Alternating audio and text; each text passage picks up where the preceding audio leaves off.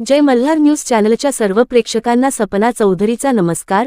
भारतीय जनगणना 2027 साठी सर्व चार्ज अधिकारी, जनगणना अधिकारी, प्रगणक, पर्यवेक्षक तसेच इतर सर्व जनगणना कर्मचारी यांनी जिल्ह्यातील जनगणनेचे काम अत्यंत चांगले व अचूक करावे अशा सूचना जिल्हाधिकारी डॉक्टर मिताली सेठी यांनी आज दिल्या।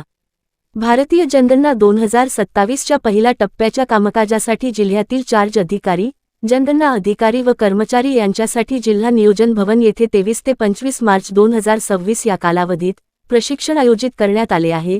त्यावेळी जिल्हाधिकारी डॉक्टर मिताली सेठी बोलत होत्या।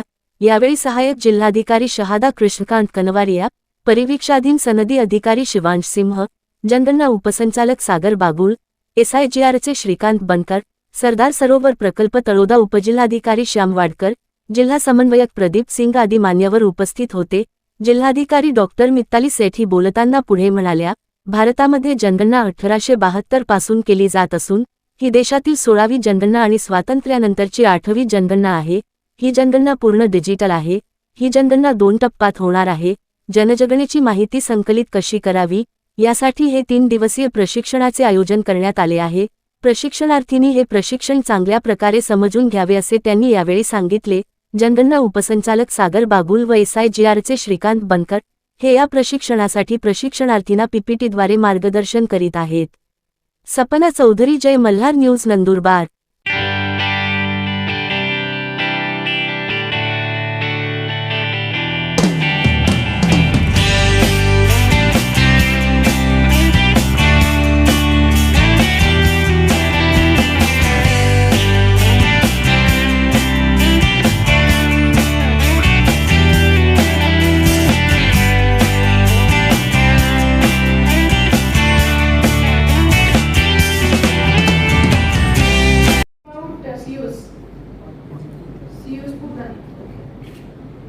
आपल्यापैकी आपण घरकुलचं काम करतात सगळेजण, तहसीलदार आणि CO दोन्हीच।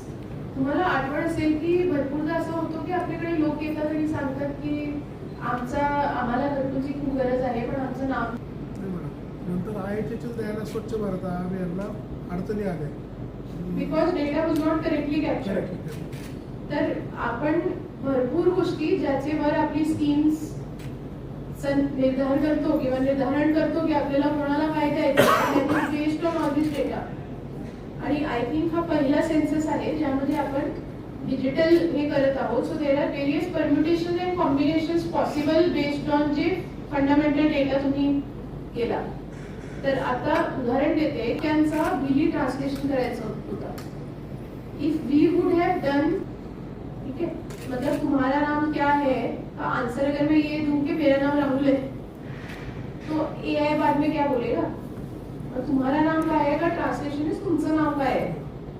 So it is extremely ही सगळी गोष्टी आपल्याला असं वाटेल की बाबा आमच्यावर खूप प्रेशर आणतंय, आम्हाला खूप फटाफट डेटा कलेक्शन करायचंय, पण हा लक्ष देणं खूप इम्पॉर्टंट आहे की आपली जी फील्ड मशिनरी आहे ती खरंच घरात जात आहे आणि प्रॉपर जी इन्फॉर्मेशन आहे ती कॅप्चर होईल। बिकॉज ग्रामपंचायतमध्ये it is possible that a lot of people will put pressure on field machinery to put चुकीचा data. That should not happen.